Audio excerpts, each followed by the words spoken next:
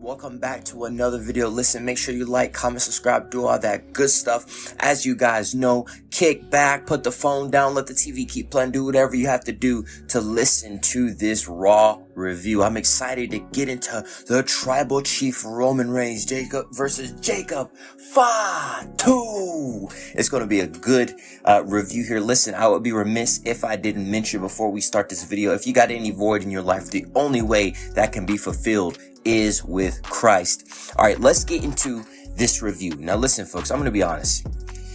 This Raw was not that good. The thing that really carried it was Roman and Fatu. Also, we got a little tease in the beginning with Roman and Seth Rollins. Let's talk about that a little bit. Clearly, they're building up. That might be your SummerSlam match, Roman versus Seth. Roman is eventually, clearly, they like planting seeds in WWE, so we know that Roman Reigns is going to be eventually going against Seth Rollins. Raise your hand if you want to see this. Okay, I don't know who's raising your hand. I can't see you, but I'm guessing some of you are and some of you aren't.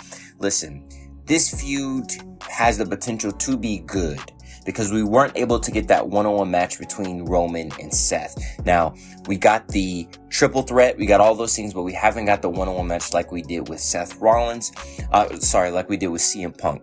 So that might be something good to have towards the future. Right now, they don't really have any new big stars coming up. So honestly, I don't see who else would face Roman.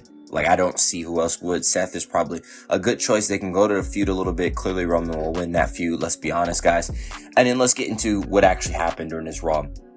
So, Jacob Fatu, they teased it in the beginning when Roman was coming out immediately to sign the contract. They then delayed towards the end of the show, and Jacob Fatu came out, right? They were talking, and Roman was telling him, hey, look, I'm carrying my family on this back. You're worried about your own family. You're worried about one household. You're worried about 7 kids. You're worried about higher education for those kids. I'm worried about generations. I'm worried about the generation and generation and generation. I'm not worried about 7 kids. I'm worried about 170 kids, as Roman said. He said, I am the man that WWE wants to do business with. I am the tribal chief. Now, here's the thing. They failed in this aspect because right after when Roman, he got up and he said, in our family, we're blood, we're equals. But in this ring, you are beneath me. And Jacob started attacking him. Here's where I think they failed. They made Jacob look completely like a square. And what I mean by that is they made Jacob look so, ineffectual. Saying a dude going off talking about how he's carried his family. Nobody is like him. Generation after generation. Tribal chief. That's all true. But for Jacob just to immediately attack him, I thought was not good, man. Jacob should have had a good punch response and then start attacking him. He could have said, the reason why the WWE does business with you, the reason why you're propped up as the safe tribal chief is because where I come from in the non-sheltered way of our family, where I come from, the misfit version, the miscreants of our family, where I come from there, we're not looking to be a pretty boy with veneers and the perfect, look. We're looking to take whatever we want to take. Because the difference between me and you, Roman, is that I'm unhinged. And nobody gonna stop me. That would have been better. And then him going to attack him.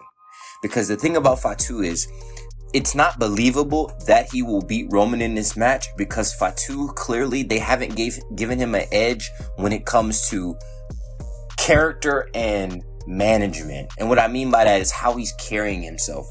All they shown is Fatu is just attacks Roman.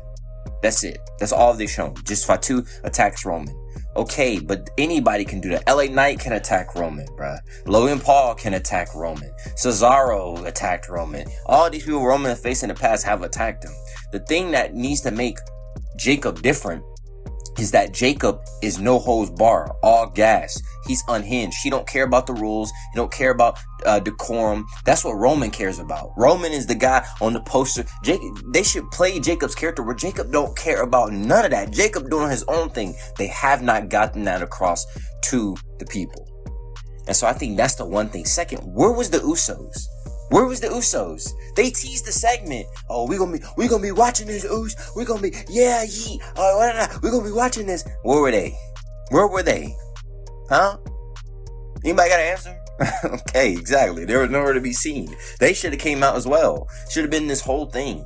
It's just, I think that's a weird thing. And now we're getting these reports knowing that Roman won't be showing up for the Raws in June because he's not building up to Night of Champions. So what does that mean? How is Roman getting written off, right? So all these questions, it's just, man, we're getting into that moment where, I came back because it was getting interesting. I wanted to come back, but now I feel like we're getting into that, that era where it ain't gonna be too watchable. You're gonna have about 1 or 2 segments on the Raw to watch, and the rest won't be good. And I don't understand why WWE has this culture now where their Raws before pay-per-views are like the worst ones. I don't understand. Like the Raw last week was way better than this week. Way better than this week. Miles better. Shout out to Maxine Dupree for returning.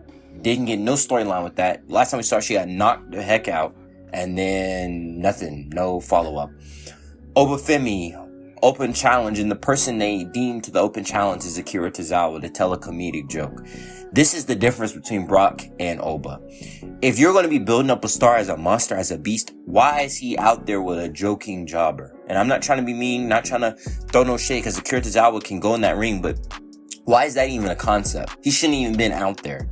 Then Akira gives it to Otis. Otis goes, and we got to see good feats of strength. But there's a difference. They shouldn't have did it where it's an open challenge, because how could any of them have the gall to go out there to the Beast Slayer? That makes no sense, and that makes Oba look foolish. That makes him look foolish. You telling me everybody in the backstage here that there's an open challenge with this guy who just destroyed Brock, who's been going on a tear, and then the first people that answer is the goofy comedian wrestlers?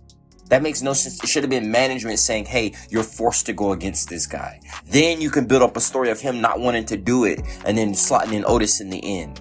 Then showing how Oba just destroys him. Makes no sense that they are comfortable enough to open that open challenge. Look, guys, I don't want to get into a rant because you guys know I'm going to get long. I'm going to just stop it here. Listen, let me know what you guys think about this Roman and Fatu feud. I'm going to be reviewing Backlash, so we'll see how that goes.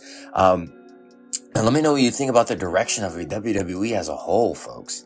WWE as a whole, like we're getting, you can kind of tell we're getting into that stagnant age. They're even bringing in Cena for Backlash. We're getting to that stagnant age. So let me know what you guys think. Take care.